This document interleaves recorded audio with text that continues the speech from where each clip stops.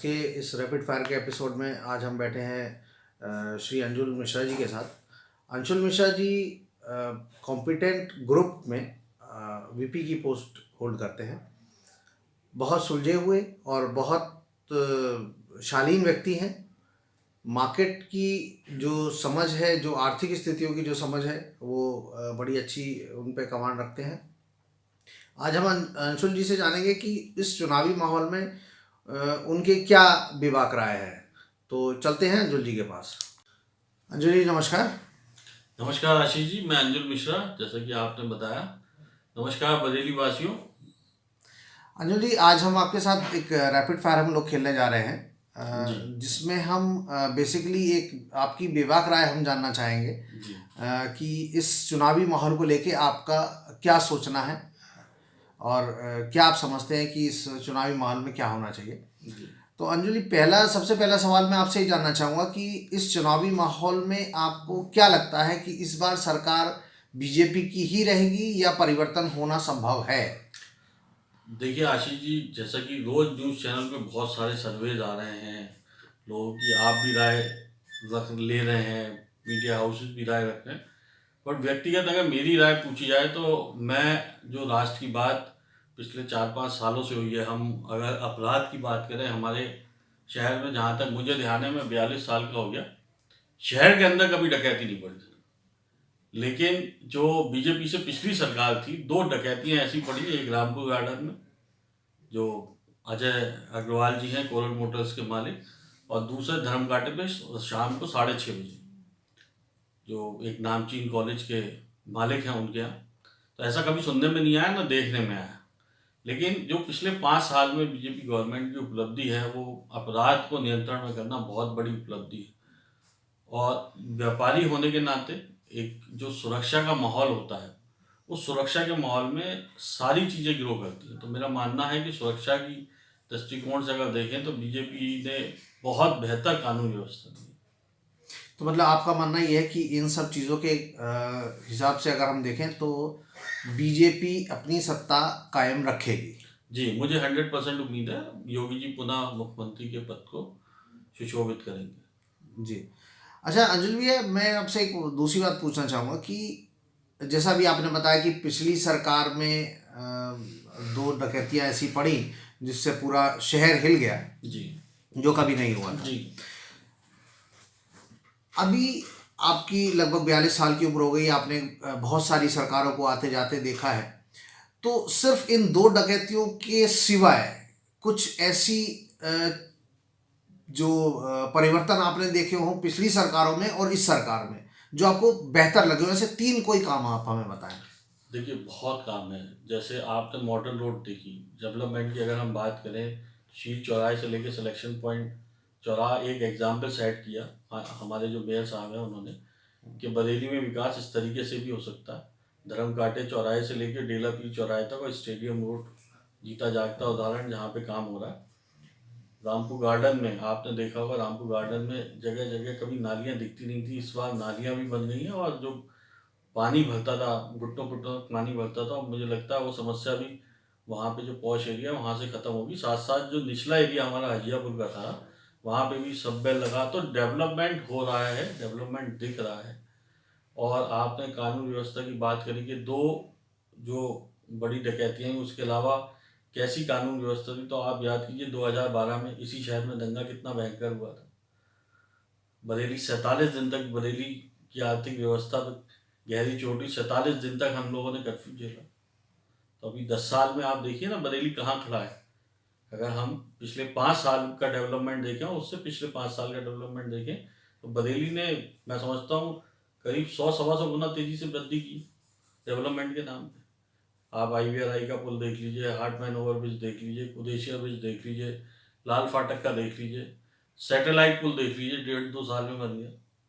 शामतगंज की उपलब्धि अखिलेश सरकार की हम मानते हैं, लेकिन उसके अलावा देखिए बीजेपी ने बहुत काम किया। तो आपका सर इसमें जो जैसे बहुत सारे लोगों का कहना है कि बीजेपी ने इंफ्रास्ट्रक्चर में बहुत अच्छा काम किया है। आपको क्या लगता है कि क्या सिर्फ इंफ्रास्ट्रक्चर ही हमारे वोट का आधार है या कुछ और भी ऐसी चीज़ें हैं, मसलन अगर हम बात करें शिक्षा के स्तर की बात करें या स्वास्थ्य के स्तर की बात करें या और तमाम हमारी चीज़ें, तो आपको और क्या लगता है और कौन से क्षेत्र ऐसे हैं जिसमें इनका योगदान रहा जिसकी वजह से ये वापस सत्ता में आएंगे?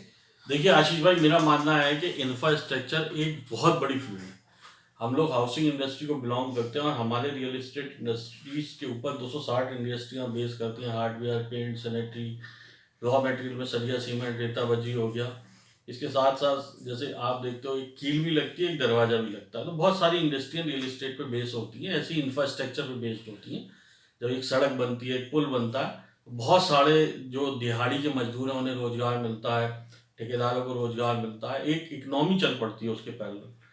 अब बीजेपी, जैसे आप मानते हो या कह रहे हो, आपके इंफ्रा पे काम किया, उसके साथ साथ स्वास्थ्य पे बहुत काम किया। अगर पिछले 2 या 3 साल का हम टेन्योर उठा के देखें तो आप देखिए, आयुष्मान योजना 5 लाख का बीमा आज तक कभी नहीं दिया। अब सारी राज्य सरकारें देने लगी हैं, केंद्र सरकार की योजना थी, आयुष्मान योजना में किया। कोरोना काल अगर आप देखें तो यूपी का बेहतर, इतना बेहतर कोविड प्रबंधन है कि योगी जी को अंतर्राष्ट्रीय लोगों ने तक सराहा कि इतने बड़े जो यूपी राज्य, जहाँ 27-28 करोड़ की जनसंख्या है, वहाँ पे इतना बेहतर मैनेजमेंट हुआ। लोगों के घर घर किटें पहुंची, लोगों के घर घर फोन आते थे, कहाँ किसको एम्बुलेंस की जरूरत है, कहाँ किसको बेड की जरूरत है। देखिए, जब महामारी होती है तो थोड़ी बहुत अव्यवस्थाएं जरूर होती हैं। हाँ, हालांकि उस पर बीजेपी को हम 100 में से 100 नंबर नहीं दे सकते, लेकिन फिर भी देखिए बहुत काम हुआ। शिक्षा के क्षेत्र में अगर हम बात करें तो शिक्षा के क्षेत्र में बहुत सारे मेडिकल कॉलेजेस हमारे यूपी में खुले। आपने देखा होगा, बहुत सारे जो डॉक्टर्स बनने के लिए लोग साउथ की तरफ जाते थे, हमारे यहाँ के बच्चे पढ़ने के लिए विदेश भागते थे, और हमारे यहाँ अब एडमिशन्स हो रहे हैं। यूपी में 70 जिलों में अब, जहाँ तक मेरी नॉलेज है, करीब लगभग 33 एक मेडिकल कॉलेजेस हो गए। तो काम तो बहुत हो रहा है साहब। तो अंजलि, इसमें अब मैं ये तो एक जनरल सी बात थी। अब मैं ये जानना चाहूँगा कि अगर आपकी अपनी वोट होती है तो आज कौन से 3 मुद्दे आप देखते हैं जिसके आधार पर आप वोटिंग करेंगे? वोट किसको करेंगे वो एक अलग बात है, लेकिन कौन से ऐसे 3 मुद्दे हैं जिनके आधार पर आप वोट करेंगे?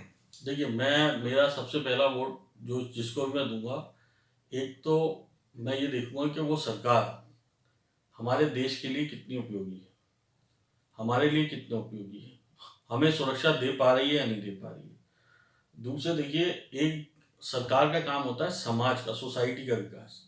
समाज का विकास बहुत जरूरी है। अगर मेरा विकास हो रहा है, यानी एक एक उच्च पायदान के व्यक्ति का विकास हो रहा है, तो निचले तबके का जो व्यक्ति है वो भी उसका हाथ पकड़ के आ गया है। सरकार का ये काम होता है।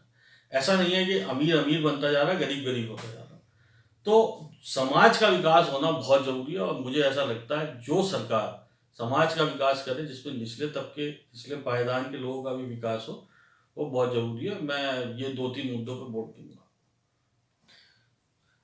अंजलि, आपसे एक आखिरी सवाल मैं पूछना चाहूँगा। जैसे आप भी एक युवा कैटेगरी में आते हैं और बहुत सारे लोगों से आपका जनसंपर्क हमेशा रहता है, तो आप अपने जो आपसे जो छोटे वोटर्स हैं, जो जो नए बच्चे हैं या जो इस क्षेत्र का जो वोटर है, उनको अगर आप एक लाइन में कोई संदेश देना चाहेंगे तो आप क्या संदेश देना चाहेंगे?